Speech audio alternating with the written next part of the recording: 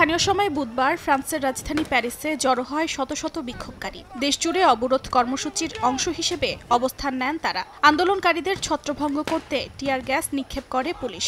দফায় দফায় সংঘাতে জড়িয়ে পড়ে দুপক্ষ। আটক করা হয় বেশ কয়েকজনকে। সতর্কতা জারি করা হয় ট্রেন স্টেশন ও বিমানবন্দরে।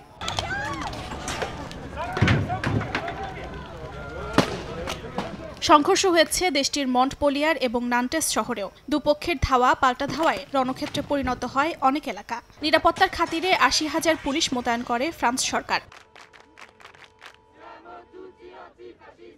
সরকারি নীতি এবং সামাজিক অসন্তোষের প্রতিবাদে গেল মে মাসে ফ্রান্সে শুরু হয় আন্দোলন। শুরুতে ডানপন্থী অনলাইন গ্রুপগুলো বিক্ষোভ করলেও বর্তমানে বামপন্থী ও চরম বামপন্থীরা এই আন্দোলনের নেতৃত্ব গ্রহণ করেছে। লাখ লাখ মানুষ এই অবরোধ কর্মসূচিতে অংশ নিতে পারে বলে ধারণা করা হচ্ছে। অর্জিতা শেহসিন, সময় সংবাদ।